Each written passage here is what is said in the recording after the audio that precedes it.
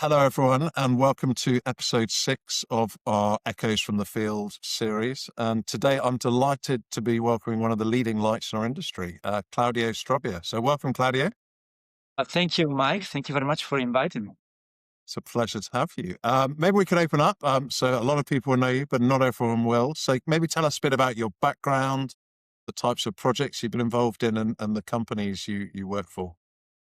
Yes, so I started real-time seismic 10 years ago, and I started GTGI only 2 years ago. But more than an entrepreneur, I'm a geophysicist, and perhaps I should say a research geophysicist, because I still thoroughly enjoy working on operation in geophysics, very hands-on. And working for a company like RTS really keeps me busy and stimulated.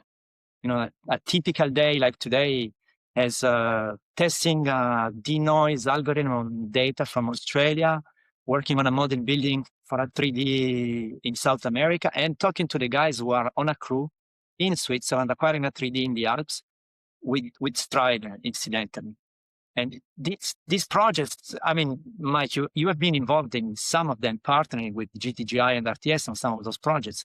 I think we are really lucky because some of these projects are really fully integrated, and we have the opportunity to talk to the clients from the very beginning of an idea, understanding their ambitions and needs, for example, finding a geothermal resource, and then from the design to the support of the operations, the acquisition, the processing imaging, till the delivery and even the interpretation of data. And this gives a lot of sense to what we do, because we see why we work hard in seismic, we see the results. That's really good. So in summary, actually, you can offer a full service from kind of early consultancy on the design through to finished process volume across the two companies. Is that a correct assertion by myself? Yeah, it is. And sometimes it's a very specific, very advanced individual step in the entire workflow. And sometimes, especially for the new energy, for smaller clients, we can really try to go with them from the beginning to the final delivery. Fantastic. Thank you. And you've spent quite a few years studying the subsurface. I guess if you reflect on that time, what do you think is still most misunderstood or poorly understood about land seismic acquisition today? Yeah, I think it's a very good question, because land seismic is different from marine seismic, obviously. And I think the complexity of what we do, the workflow and acquisition is a key part of the entire workflow. The complexity comes from the challenges of the individual steps, but also the complex interactions between them.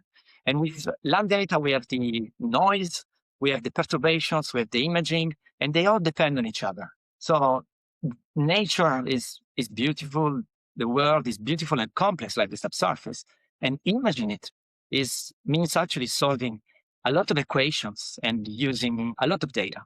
And I think what often is misunderstood is that ultimately land seismic starts from acquiring a good, adequate sampling of the wave field and using it to project it into an image.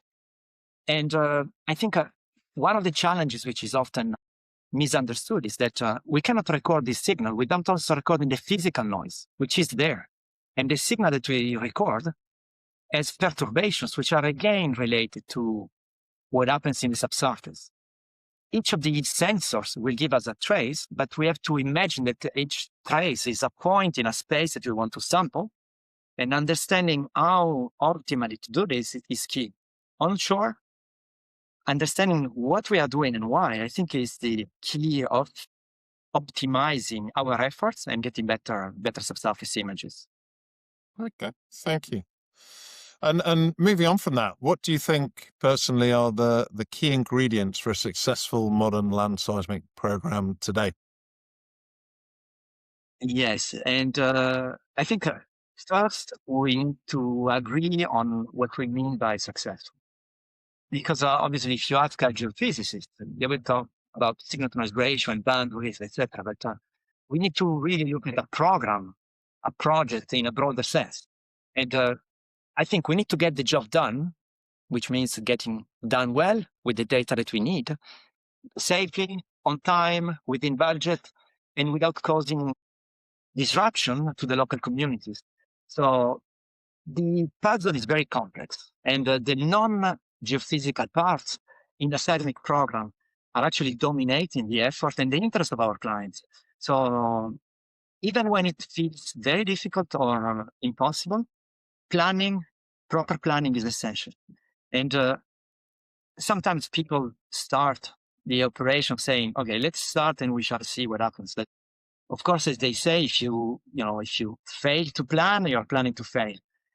I think we need to keep the effort on trying to anticipate what we expect to see, predicting how things will be, trying to understand from which angle we need to look at the subsurface.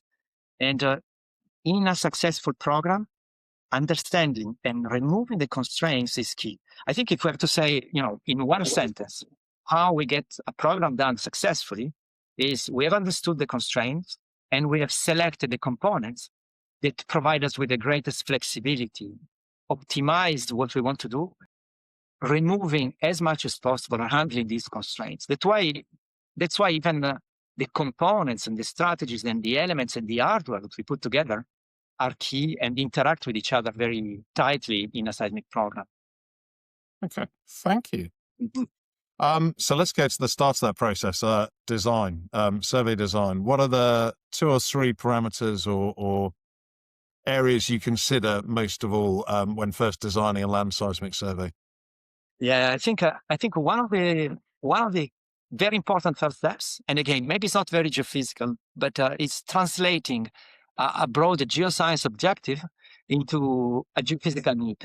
And we do have a questionnaire for the clients that we use to make sure that the objectives are clearly expressed and understood and translated into parameters. So the first step, maybe it's not a parameter for the design, but the first step is understanding what we really want to see and what we really need to see. And if it's possible to see, or if it's, beyond resolution or in a place where illumination is an issue, and understanding the constraints and the limitations. And if you say 2, 3 factors, moving on the geophysical side, I think sampling the wave field, the quality of the recording, and probably the constraints for the operations.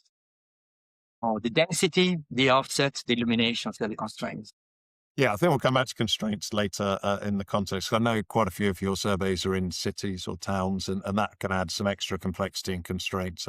But I think we'll come back to that later. So let's hold I think yes, you mentioned urban seismic and general constraints, and here what I want to say about constraints is also that deciding on which type of approach and geometry has to be done considering the more general constraints from the client, the duration of the project, the season, the budget, the impact on communities. And then this, as you start saying, it's obviously extreme when you work in an urban environment. Yeah, indeed. Something we hear a lot about today, and I'm sure you do as well, is high density acquisition. Gets bandied around a lot. How do you define high trace density, and how should companies decide when they really need high density versus a more frugal, lower cost geometry? So how do you handle that trade-off with clients? Yes, we had discussions on the density, and we worked on some crazy projects where sensors were deployed at 10 centimeter spacing because we were trying to image a capable fault in the first few meters of depth. Obviously, density, it's obvious, but it depends on where the target is, how large the survey is, etc. The density of the traces of the receivers and the shots is one of the key parameters that drives the entire workflow and decides then how to do, where to start from, which type of shooting strategies you use. And the redundancy of the data is something that obviously has an impact on the data quality. So what is becoming a little bit extreme today is that because of new systems that really allow flexibility and larger channel counts, etc., we don't see low density surveys that much. Sometimes what's happening today is that the constraints that in the past were simply preventing the use of 3D seismic, today we found ways of getting around those constraints. And when we talk about frugal geometries, for example, in urban environments, sometimes we design inline geometries that allow to get 3D even in very constrained environments. Then when you talk about having the best possible seismic volume to get pre-stack attributes and do all the QI work that will drive reservoir characterization, extraction of fracture density, etc., then we need to look at those constraints differently. But I think clarifying clearly what we need to do with the data is something very important, and clarifying if the environment in which we work allows getting, for example, pre-stack attributes and AVO, etc. I think the bottom line is really that with modern systems and approaches, the high density seismic became affordable even for cases where it was just impossible. And I think it's very difficult to find a case where 2D is still better than 3D. So when the constraints are so strong that 3D looks impossible, I think it's still worth trying to see if it is really impossible or if there is a way to acquire maybe a sparser 3D, which will be probably better than a very dense 2D survey. Yeah, and it's something interesting I noticed from our work together starting back in 2020. I think I saw you designing surveys where a client might want a 2D and actually you found a way to turn that into a pseudo 3D, so kind of a series of 2Ds interleaved, and you shoot into them at the same time. And I guess as well as the trace density, there's a lot of value in that if a customer can afford it and if you can design it, moving them from a simple long 2D line to a pseudo 3D to a 3D within their constraints. So yeah, interesting area. Yeah, those cases, Mike, it's really an example where when you talk to the crew in the past, handling a spread and moving cables was in 3D very different from 2D. Today, when we talk to the crew, people tell that they don't really see the difference between 3D and 2D. With the system that we use today, operationally, is not much more complicated. And in terms of number of traces, sometimes it's similar. So it's really always worth thinking 3D when possible and try to replace. Sometimes, it looks maybe a paradox, but we try sometimes to replace a very good 2D with a sparse 3D, thinking that very often the results will be much more useful for the client. Yeah, thank you. In that design work, you must use some quite modern modeling tools. So what roles do modeling tools and kind of illumination analysis play in your survey design efforts today? I think it's really important that we try as much as possible to predict, anticipate what is going to happen. And modeling is obviously the cheapest way of trying to anticipate what will happen. When we have, let's say, geophysical model describing the subsurface, we can try to predict, for example, the illumination. And there are cases where illumination is vital. And the simple fold of coverage is sometimes even misleading because people will think we have a fold of 1,000. It means that we have a very high redundancy. In reality, some specific aspects of their targets are seen only under a very specific angle at a certain offset. And we have a case, a reprocessing project we're running right now for a hydrogen exploration company where we are trying, even after the acquisition was done, it's an acquisition of the 90s, to understand which shots actually have a chance of sending energy down to their target. And when you finally understand that only a few shots actually send energy down to the target and the energy comes up to our spread, you understand that, mixing everything, it's not really helping, and understanding exactly that point is important. Sometimes people design a survey which is too small because they don't really think that to image a certain objective, you need a certain distance. The modeling has two aspects, the illumination, as you were saying, but also in certain cases, and I'm thinking, for example, low relief structures in, let's say, in the Middle East, where the surface prediction of the data density, so the fold of coverage, in a sense, is very similar to the most advanced illumination result. In those cases, however, if we are able to model the noise and the signal, then we can estimate the needed density. Sometimes, and I agree, sometimes it's very high density. In certain environments, high density is needed to tackle certain complexities in the near surface. But the density in those cases is, let's say, the microgeometry, distance between sensors, the distance between the shots, because it will be leveraged to lift the signal under a very strong noise. In short, modeling the signal and modeling the noise is key to design the geometry and the approach that you really need, and not just when in doubt, double the fold. I've also had chats to you where kind of you're also modeling, it's linked to what you're saying, but modeling the importance of specific nodes or specific shot points as well. So you can have redundancies. Some of that advanced thinking is, as you'll know, our nodes are very reliable, but one might stop working or might get stolen. Logic like that kind of maybe guides you where to QC once you're in the field, where to add extra nodes for redundancy, just to make sure. So it kind of rolls back to what you were saying earlier, modeling and thinking ahead of what could go wrong, and hence tweaking that design, and relatively small tweaks might have a real impact on the final volume. Yes, and everything is adaptive today. I mean, the beauty of these systems, the distributed systems, is that you can change the density where you need it. You can increase the redundancy where the risk is that nodes are destroyed by traffic or stolen by people, or sabotage can happen in certain operations and in certain environments. So you can build in an extra redundancy where you need it. And then, as you were suggesting, you want to make sure that those areas, those specific nodes, are retrieved, and because they have a much larger importance than nodes that are elsewhere in the area, where even if you lose 20% of the nodes, in reality, it doesn't really change the final result. So the adaptive nature of the design and the operations today is a new component of the seismic design and operations. Yeah. And thankfully, just to reassure people, I don't think you have had cases where you've lost 20% of the nodes. I think there haven't been many cases of sabotage on surveys we've been involved in together. No. It's still good to plan. It's still good to plan for it. Yeah. You need to plan. You might have an area where, because of the specific nature of what you're doing, you have a local opposition and it has not been managed well.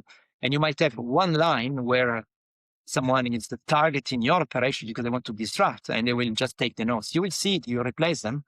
But the typical numbers that we see in Europe today is less than 1%.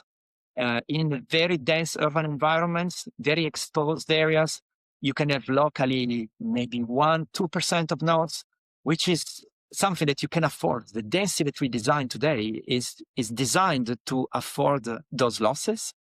And sometimes there is an extra line which is hidden just next to the one which is too exposed. So, but yes, I mean, those numbers are obviously, just to impress, but the typical results is we're talking about 1-2% in the worst cases on very specific areas in urban environments. Good, thank you. Technology's evolved a lot in recent years for land seismic. How have some of the innovations like modern nodal systems, simultaneous source shooting, how have things like that changed the way surveys are designed and executed?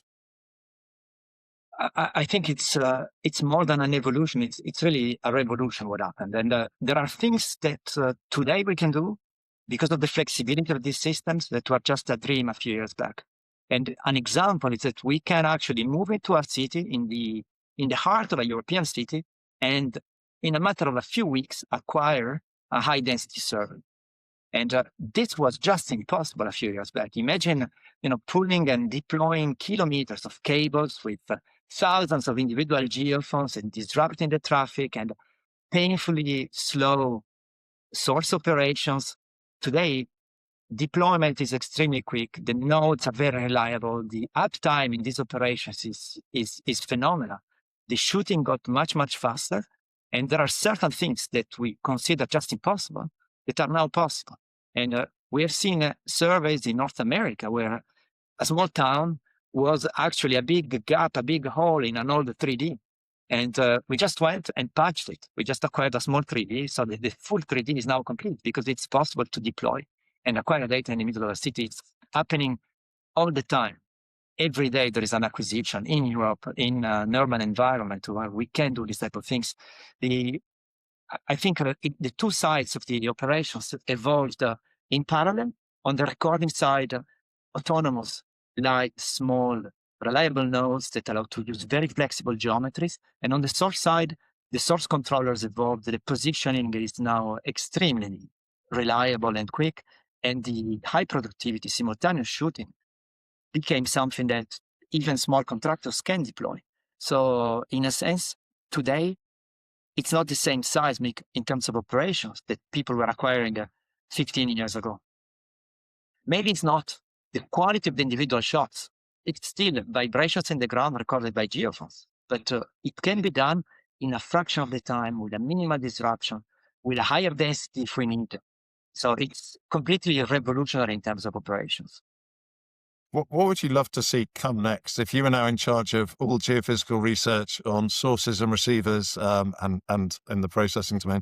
What would you love to see happen next? What's the next step to further improve efficiency or speed, do you think? Yes.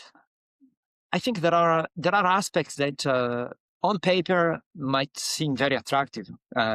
People were used to see a shot when they were acquiring it. But today, even if you see it when you are acquiring simultaneously, even if you see it, you don't really see much. You can't really understand exactly what's going on. So that side that seems attractive is maybe not where I would really put a big effort, because the moment you know that the system is recording, it is recording. I think on the source side, probably there's something to do in optimizing the source effort in time and space and frequency. There are certain things that were tried and are becoming more and more relevant.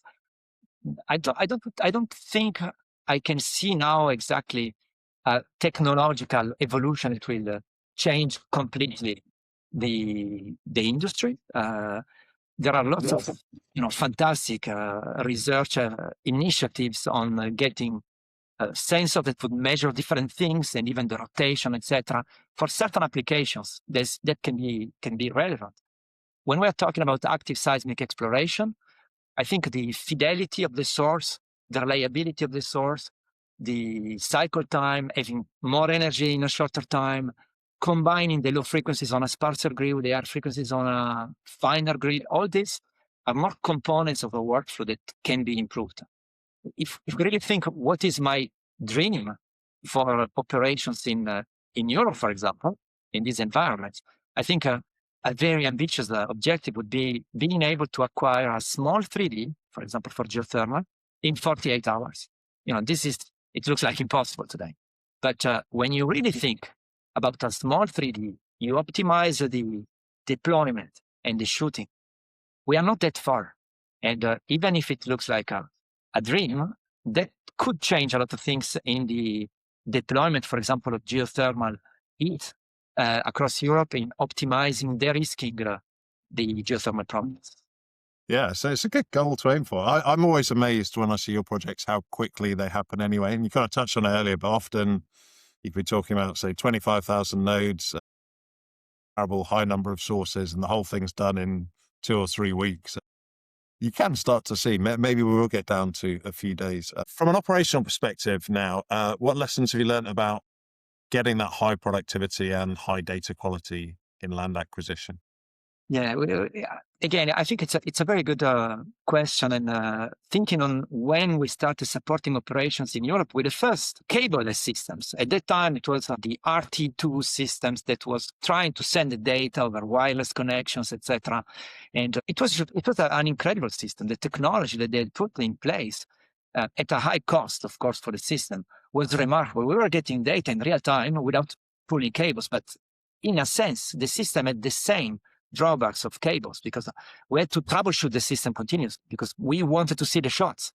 And when you look at the statistics of those jobs in the same environment we shoot today, these operational statistics are completely different. The troubleshooting was the largest part of the time spent in the field. People going all the time back and forth and trying to troubleshoot the Wi-Fi connections and change the batteries and handle the spread.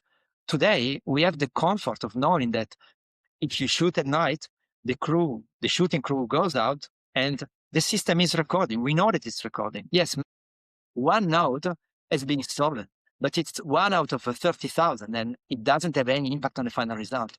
So today, once you know that you have the flexibility and you have a reliable system recording, then it's about logistics. It's about the precision of your planning, the accuracy of your execution. And then with these components, you can achieve productivity scores that are remarkable. In Europe, for example, we don't put 20 fleets of vibroseis or 30 as you could do in a larger 3D in the Middle East, because there's no space to have 30 fleets in a European city. We work with maybe 5 fleets. Still, when you look at the uptime, we are close to 100%. So essentially, in this short time window, you are always shaking the ground from different sources simultaneously. You control the time distance rules, and you achieve incredible performances.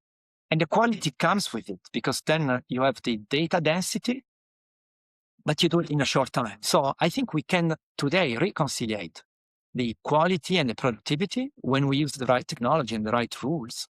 And for example, when you don't have so many fleets shooting at the same time, you can manage the interference in smart ways, trying to use signals that don't correlate with each other, trying to control the time distance rules, because you have enough space to operate nearly simultaneously without really having the interference. So in the end, I think that's really one of the things that changed. These technologies became affordable, and people are using them to make projects faster and better, even in very constrained, very difficult environments.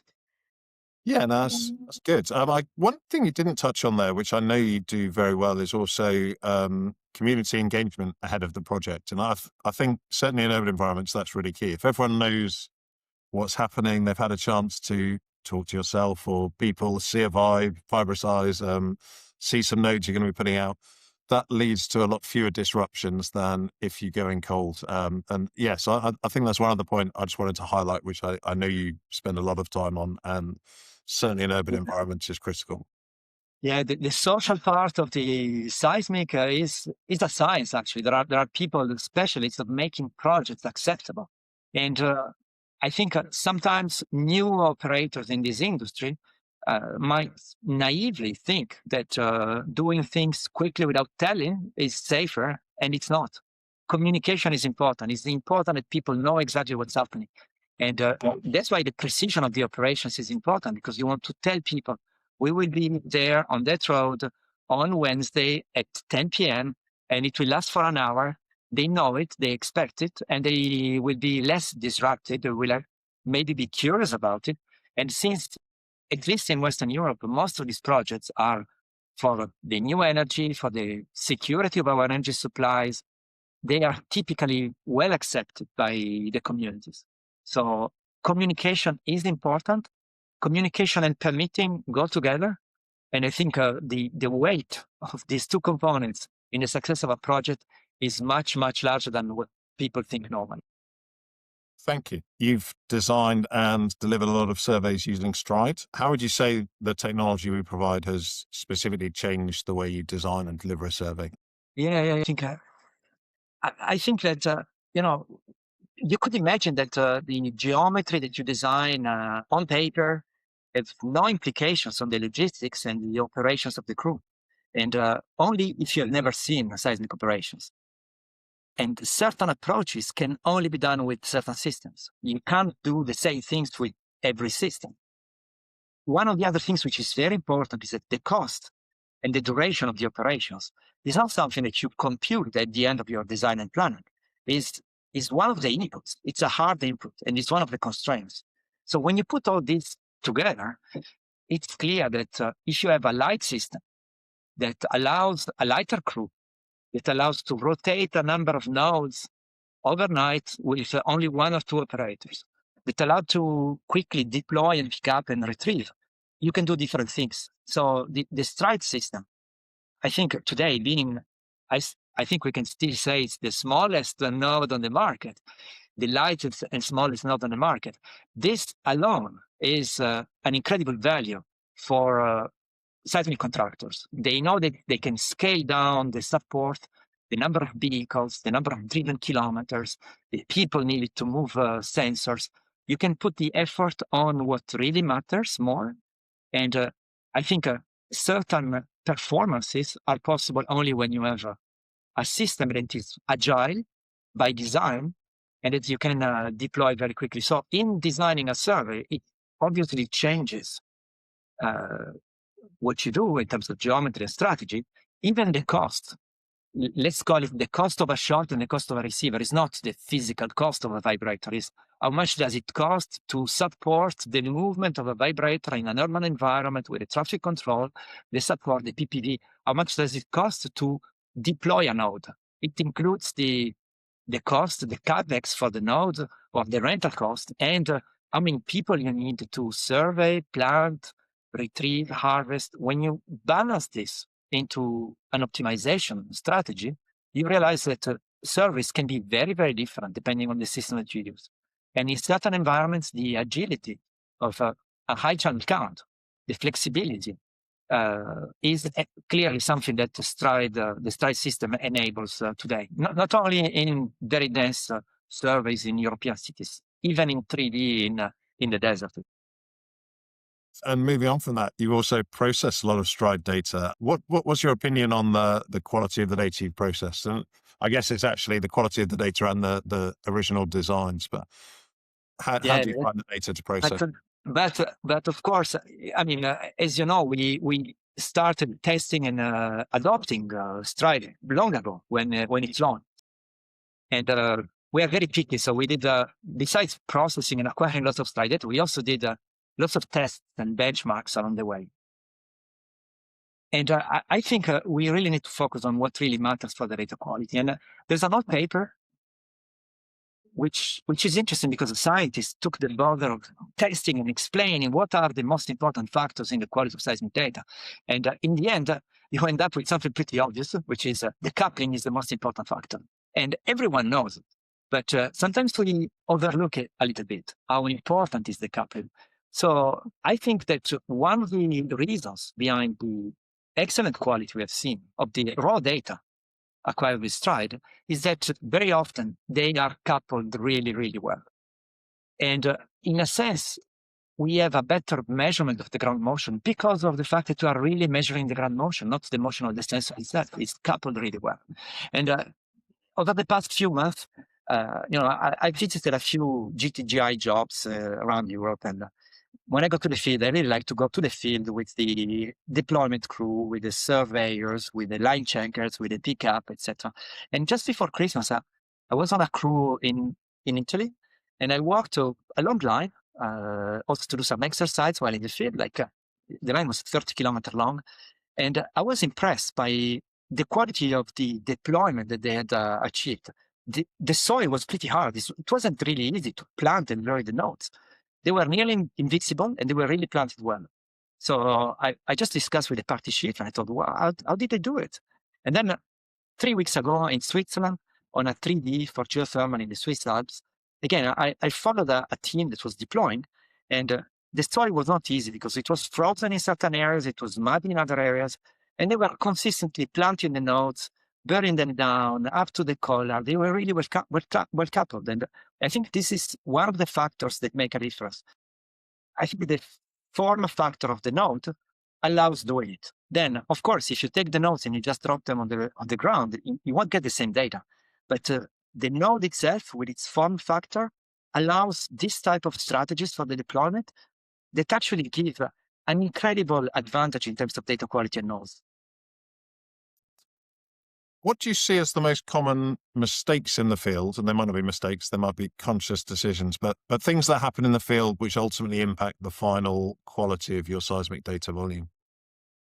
Yeah, I think apart from the mistakes that a crew can make, but even our QC work is becoming simpler because the nodes tell you their position, the vibrators tell you their position. It's very difficult to make mistakes today with this type of systems. I think the biggest mistakes are made before you get to the field. And I would say that the two biggest mistakes is making a bad judgment on the required sampling and on the required source, strength and spectrum. That's something that can result in data that are nearly useless. You don't reach the objectives. Once you are in the field, I think we can control the signal only up to a certain limit. We cannot put a fleet of 20 vibrators because we need more strength. Because also the induced vibrations will be very large, the operation will become slow and extremely expensive. And we often say that we cannot control the noise that comes from the environment. But in certain places, I'm not talking about industrial sites where the operations last, are 24 hours, but in cities, in urban environments, in peri-urban environments, for geothermal, for mining, for CCS in Europe, the noise dramatically changes between day and night. It is well known. People sleep at night typically, so lots of things don't move at night, less traffic. The level of the noise goes down by a factor of 10. And just planning the operation so that you can move the spread during the day and acquire a shoot during the night makes a big difference. If you plan it, you can do it, you have a massive improvement in the data quality.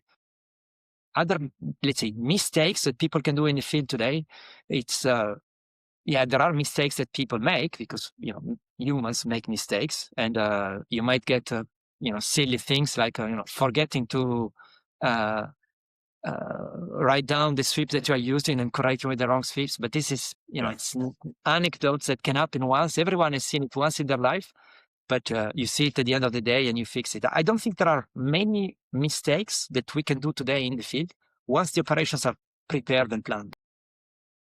How do you, because sometimes you'll be advising a client who has lots of in-house geophysical expertise, but sometimes some clients might not have that in-house expertise. If you're helping them design a survey and they've got several bids, and so you can see someone's probably not got enough energy going in the ground, but they've got on paper an attractive bid. How do you handle that with a client who doesn't understand geophysics as well as you? How do you say to them, I know this one's cheaper, but it might not be as good as this one? It's quite a, I thought I'd ask, because I know you do a lot of work with, if I call it emerging industries, renewables, where there might be some geophysicists, but probably not the same strength in-house as some of the big oil and gas clients that you'll work with as well. Yes, I think it's difficult to talk about different strategies and make sure that the client understands that you're not trying to sell more, you're just trying to find the optimal solution. And I think obviously being very honest, very transparent, and working only in the client's interest, proposing the best solution for what they need, is something that has to be done from the beginning. I think asking the questions, making sure that the real needs and questions are explained clearly, is something really important. And there are trends in the industry, and there are certain things that become in the fashion for a while, and people imagine that you have now a new magical approach that will see things that you have never seen before. It happens all the time. I mean, we've seen it many times in the 100-year history of the seismic industry, of something new that is supposed to revolutionize, and then the real innovation and invention stay, and all the other stuff, they go. Sometimes you end up with people, proposing or asking clients, proposing certain things because they heard or they saw a paper and they saw a wonderful result that looked, scalable or applicable to their case. And I think it's really important to explain, to avoid using the industry jargon or the acronyms, and trying really to explain why certain things have to be done in a certain way. And we are lucky because it's a technology, but it's something that is really based on strong, clear physical laws that we don't need to prove, because this is how the world works. So there are certain things that might seem attractive on paper, but they carry a lot of risk. And I think in this industry, all the industries we work for, from natural resources, energy, mining, engineering, etc., it's always about risk. What we do in imaging the subsurface is very often to reduce the risk of an exploration decision that comes later, and understanding the risk that we take with every single decision is important. We can try something very light, very sparse, hoping that it will work. Very likely we are not de-risking enough the decisions that will come after. So I think it's important to really to go back to the fundamentals, explain, collect examples, and try to really work in the best interest of the client who has to achieve an objective, which is the only thing that matters. Yeah. That's vital. We've touched on urban seismic quite a bit already. It's becoming a lot more common, particularly as geothermal and civil engineering projects ramp up. You've touched on a lot of challenges. Any other big challenges in the acquisition phase when you're working in cities and towns? Yeah. And then I would say that the biggest geophysical challenges are the permitting, the communication, the planning, the politics. So it's very often not geophysics. And it's really important that the program is handled considering all these different sides and facets of the complexity of what we do. And the precision in the execution is really essential. In urban environment, the geophysical side is obviously different from acquiring seismic in the desert. There are things that are the basis of the design in 3D, let's say, cross-spread geometries that simply do not make sense when we work in this type of environments. These are details, but for example, the offset vector ties or common offset vector, it's a great idea, and it's perfect when you have a very high regularity, and all the different cross-spreads, they are similar to each other. In the environments we work on, sometimes you don't have a single cross-spread that is regular. So I think the specific geophysical aspect that we need to consider is that the geometry is highly irregular, is extremely irregular. And there are very large gaps. The data are actually impacted by a very intense noise from traffic, industry, infrastructure. We need to adapt the strength of the source to those conditions, but we can't because we cannot produce too much vibrations on buildings and infrastructures. So we need to adapt the density. I think it looks impossible. Again, a few years back, people were saying, no, we can't acquire in that environment. But despite these challenges, I think there are lots of examples today that we can acquire excellent seismic under cities. And the Lausanne 3D survey, there was on the cover of the first break in January, an image of the deployment of nodes along the lake in the city. It looked very nice, very natural environment, but in reality, it's a bustling city with the motorways and factories and railways and trams and ferries and all sorts of noise. And when you look at the result, and we have seen it because we've done a processing of this 3D, but it is being shown also publicly. When you look at these results, it seems impossible that this is under the city. The quality of the image is remarkable. You see faults, you see details that are as in a high quality survey acquired in a different environment. So it is possible, but everything is to be adapted a little bit. And that irregular geometry is presumably largely due to the fact roads are basically pre-designed, so you've got to fit around those, access and permitting. You can't just go across a row of houses to get a nice geometry. You're basically constrained by the design of the city. Is that a fair summary? Yes, I would say that the city council has done the design for you. So you have the roads, you can go only there. And sometimes they tell you, no, you cannot go on that road. So the design has to be based on the opportunity that you have. You are not going to go on every single road in the city, but you have to choose between different alternatives. And it's somehow an opportunistic design. And we benefit actually from the randomness that comes from the urban fabric itself. So I think, you try to adapt to the constraints because they are there and you cannot remove them. And many steps in the processing, in the imaging, have to be adapted to it, from the noise attenuation, the perturbation corrections, the preparation to the imaging. The processing of this data is different. In all the steps, from the initial steps of data conditioning to the regularization, it's different from conventional, nice, regular cross-spread survey in the desert, but the final result can be comparable. And I think the biggest, most obvious advantage is that there is no acquisition footprint. You never see the lines because it's so messy that there's no acquisition footprint in this type of surveys. So, and that randomness, you've spoken about some ways in which you handle it. Can you go into more detail on that? So how does the randomness end up being a positive, or is it something you work around? And in a bit more detail, how do you handle the random or irregular design?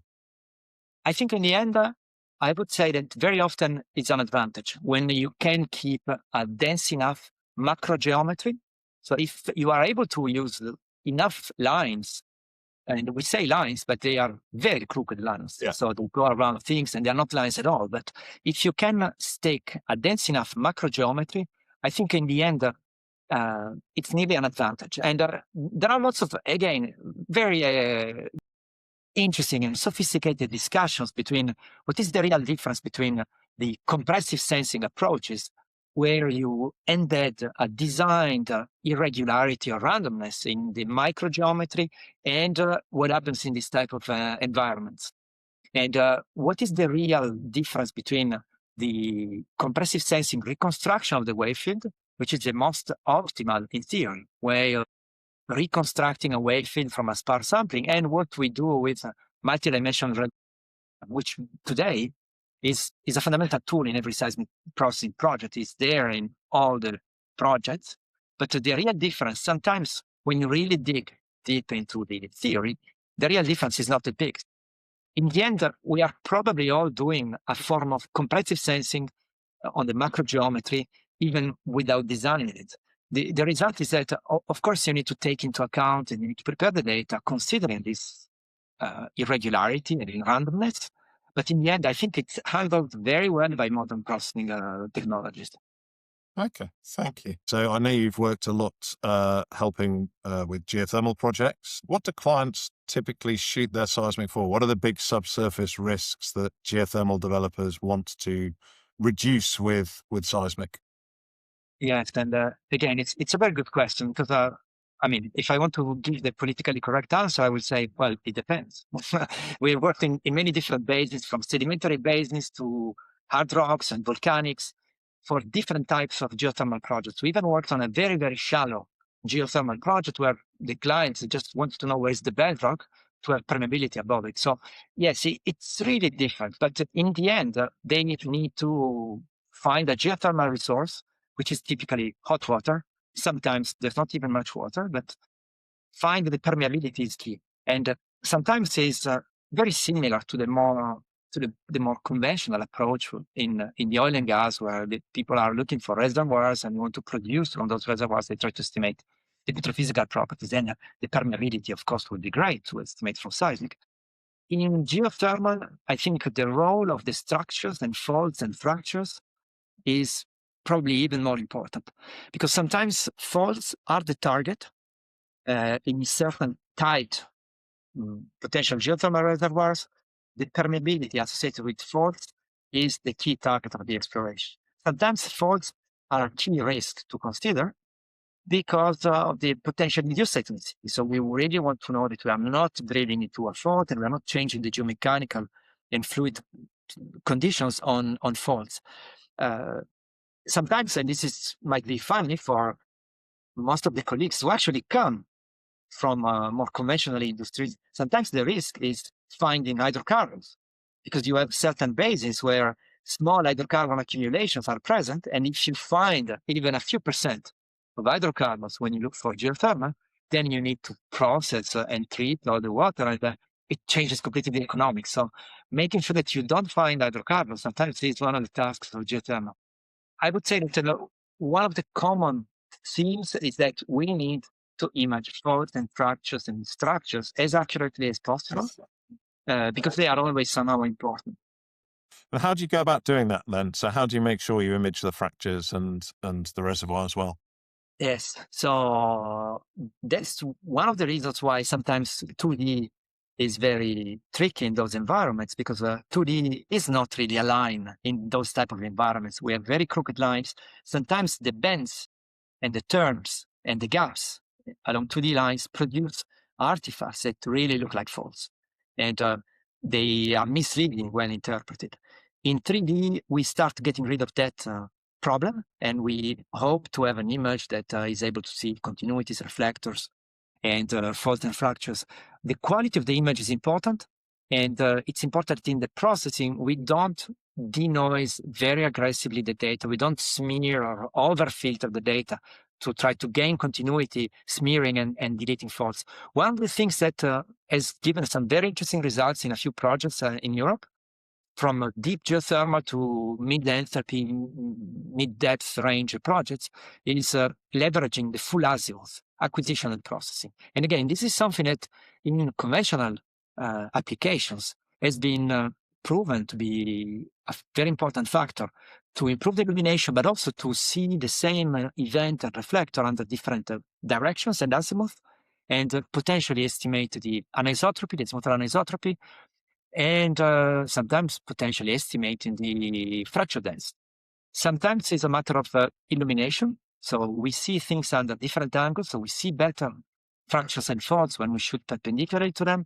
Sometimes we see subtle differences in velocity or amplitude, depending on the azimuth, and those patterns sometimes correlate or show the presence of faults and fractures. I think in general, we need to make sure that we get the best possible data, that we preserve the details, and if that's an objective, considering that we like full azimuth data and we want to process full azimuth data with full azimuth approaches, it is very important. The good thing is that with nodes, the flexibility of the spread management is such as it's much easier to have full azimuth data, even in this type of constrained environments. The near surface is always one of the bigger challenges in land seismic. Why is it still such a challenging problem to solve, in your view?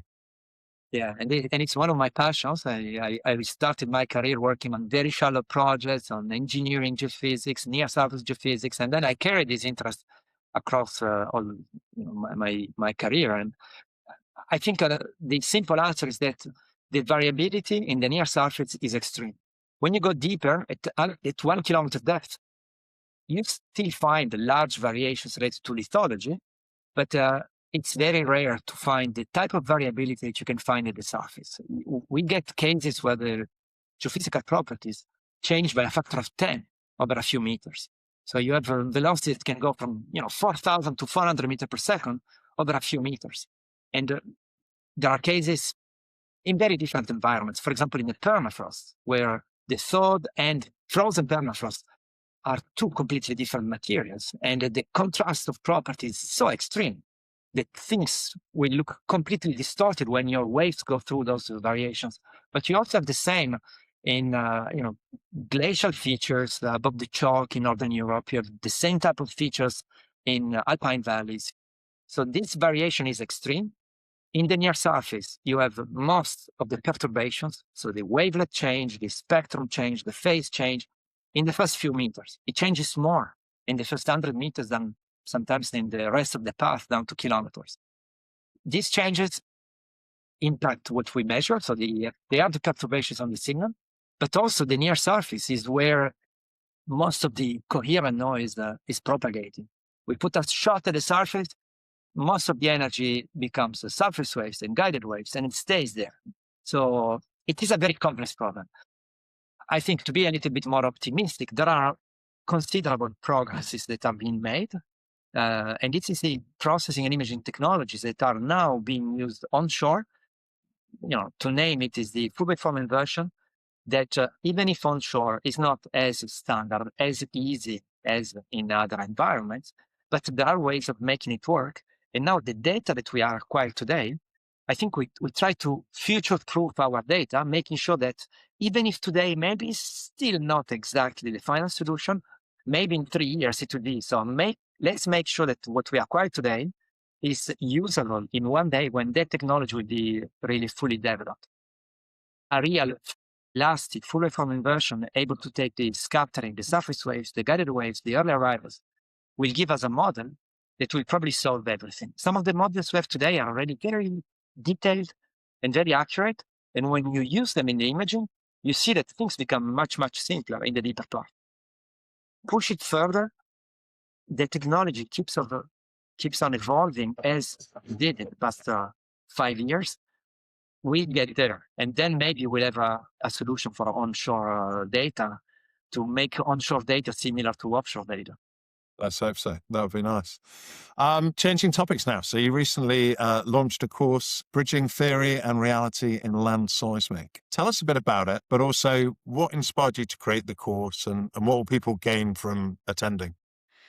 Yes. So I mean, I have a passion for teaching, maybe because I love learning. It's my first book, How Do Things Work. But I think besides the fact that I really enjoy developing training material and teaching, I think there is an incredible need that is appearing in the industry. And the great crew change that was supposed to happen 15 years ago is finally happening. The experts are retiring. In the past, as you know well, there were large international contractors in seismic that had wonderful training programs and on-the-job trainings and hundreds of people learning how to be an observer, how to be a vibe tech, etc. Today, the industry is scattered with the smaller players.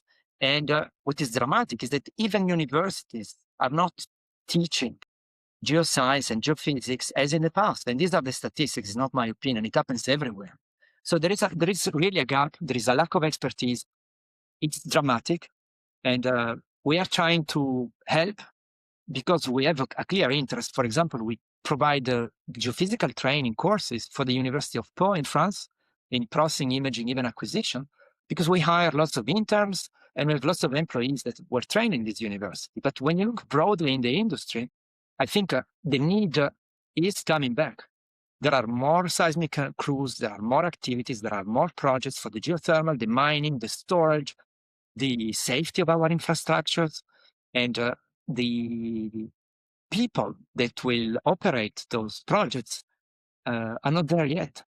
And I think the need is there. We had the dream of creating a course that would demystify concepts, a course in which we would, talk about the theory, explain the fundamentals in the, honest and unbiased and physical and mathematical way, but then allow people and participants to touch, to understand, to experiment, to design a sweep, to understand why a broadband sweep is difficult to have with a vibrator and have a real vibrator and put a sweep and vibrate and initialize nodes and put the nodes and check how the coupling works and design a survey.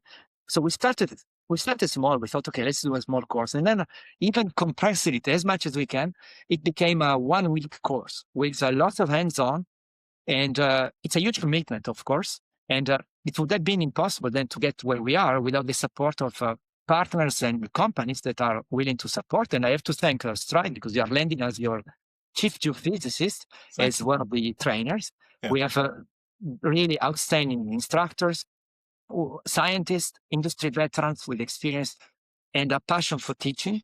But putting all this together in a week is still something that requires logistics and support. We have people that are helping organize it, and we decided to offer the course to the EAG to reach the largest number of keen participants, we hope. So big effort. We know it's a unique course because it's theoretical and practical, hands-on. It covers everything from the design to the operations with tests up to processing onshore data, focus onshore. And we got the support of the local university to use their campus and rooms, and we'll have the space to deploy the real vibrators and sensors and do real acquisition. I think there is a need.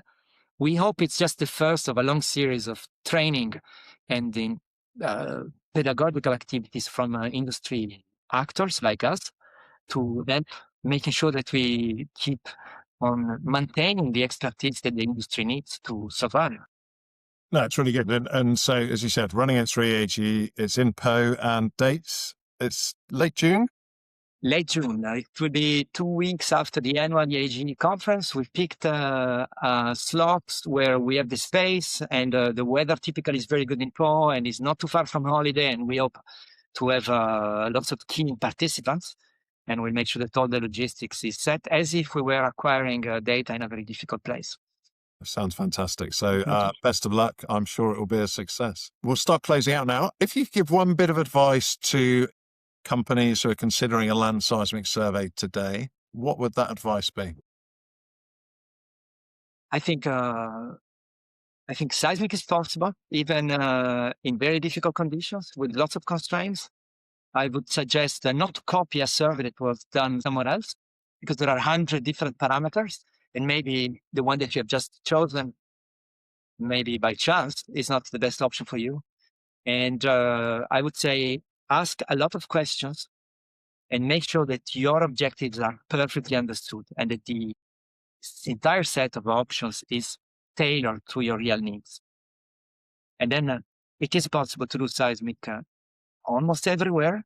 And I would say, okay, I'm a seismic guy, but I would say that it's amazing what seismic can do. Since 100 years is probably the most accurate and high resolution geophysical technology to image the subsurface. Yeah, no, so it's a very powerful tool is the wrong word, but a very powerful imaging method. Yeah. What challenge are you most excited to tackle in the coming years? Is it getting down to 48 hours for an entire survey, or is there something else which has got you excited and is going to take a lot of your passion and energy? No, I mean, that's now, I mean, it just came like this in our discussion Yeah. and conversation, but 48 hours for a 3D, a small 3D survey. I'm not saying 500 square kilometers, 30 square kilometers, a well-padded 3D, 48 hours. That's a nice challenge. But the other thing is, I think what the seismic industry has done in its history, it's remarkable. The developments that came from seismic and then went to other sectors are incredible. And even in things like the auto tune in music, but the medical echography was invented after reflection seismic. So there are things that the industry has done in the past years in acquiring multiple sources at the same time and deep blending and using sensors that are light, independent, autonomous. There are lots of other applications that can come from it. And I think one of the dreams is that all this effort in acquiring measurements in the broader sense and using them in a smart way very efficiently can have other applications that will probably, hopefully, improve the life of our communities, mainly finding resources, reducing risks, managing all the types of risks that our communities are exposed to, natural and anthropic risks. So I think ideally, if we want to be optimistic, all this effort, all these incredible investments that produce what we have today, maybe there are other applications that can become real soon. Well, building on that, so seismic technology spawned developments in other industries. How much pullback is there from what those other industries have gone and done? So if you take medical imaging, do you and do others look at what they're doing and go, how could this be applied to seismic? Is there pull in both directions on an academic perspective? Yes, yeah, I think, from an academic perspective, the cross-fertilization is always one of the best way of progressing different fields. And medical imaging, obviously, and all the other imaging industries that require to see things inside what is not transparent, have ideas and things that we can use. I think what has been really changing the technology developments in the past few years is let's say the software and algorithm side that found applications that are so massive, so even profitable for the industries that are developing them, that the resources that they are putting into their development is something that I think no other industries in the human history has ever done something like that. And we're talking about AI and these type of things. So obviously everyone is looking at how AI can impact our industry. And I think, maybe in the future, we'll be able to process a 3D survey, just snapping fingers. We'll be able to test 1,000 models in a second. But certainly the way in which those technologies are reshaping every human activity will have an impact on the seismic industry as well. I think that is probably the most likely sector from which we will be able to borrow technologies. But what we have done, what you have done, having nodes that can be produced in large numbers at an affordable cost and deployed independently and retrieved and be measured for a month or more, we measure the acceleration. Maybe there are applications where the same type of approach and idea can solve other problems that we have to face in the next years. And one last question. You've given lots of potential answers to this, but I'll ask the question again. What does the future of land seismic look like to you? Well, yes, I think maybe we will be able to process a 3D just snapping our fingers and do things like this. Maybe the evolution of the accuracy, but the model that we can use to explain the data and the computing power and the algorithms will allow to use really the noise and undo the noise, unscramble the scrambled eggs in seismic data and just put things back where they were. Maybe all this is going to happen, but I think, the good thing, and I like being in an industry that is not being disrupted completely by AI. I don't want to be replaced completely. I think measuring things in the field will probably always require having sensors that will be applied by people. Maybe robots will replace our people deploying sensors, but probably the core, the physical, the sound, material core of the seismic acquisition will not change that much, even if automation is obviously something that will arrive at some point. But I don't know that, I don't know if anything fundamental will change. One of the hopes that many people have is that passive will solve everything, that just observing how something moves will tell us the details of what is inside. At the moment, there are very interesting applications. We do use passive seismic, especially at large scale in just cleaning of areas, but the resolution that we can get is much inferior to the one from active data. That's something that maybe, as a hope, can evolve dramatically. I still don't know exactly on which physical basis it can, but you never know. So probably in a few years, we'll still be able to go to the field and walk along a seismic line in the forest and enjoy the landscape and hear the birds and plant some sensors in the ground. Let's hope so. Fantastic. But look, thank you for a very wide-ranging and really engaging discussion, Claudio. Was there anything you wanted to cover which we didn't get to touch on? I think we talked about designing, acquiring, processing, imaging, optimizing. There are lots of things that are going on in this space. And I think it's really exciting to see that we are going back to areas that were explored 40 years ago, looking for hydrocarbons, and now we look for something else. And I think this makes us think that, the data that we acquire today are important and hopefully will be there in 40 years. And someone will have discovered there is a new way of extracting some critical minerals, and will say, oh, actually the data that these guys acquired in 2026 maybe allow us to find this component which is really key to, I don't know, maybe provide fresh water to a community somewhere. So I think what we're doing today makes sense. We are actually doing something that has a real impact on the economy, on the, hopefully, the quality of lives of people and communities.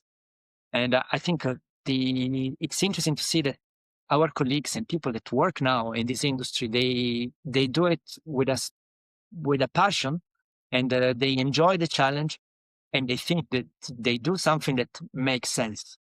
It's becoming more and more important. I guess your younger colleagues or employees, they feel the same. Oh, today we need to do something that makes sense, and it's really important, I think, to find a scope and an objective in what we do, because we spend a lot of time and effort in doing it. No, definitely. And your passion and enjoyment of the subject area certainly shone through today. So thank you again, Claudio, and thank you to everyone who joined us today. I'll just close with a reminder for everyone to check out the Bridging Theory and Reality and Land Seismic course on the EAG website. So thank you very much, and see you all next time. Thank you very much. Thank you. Bye.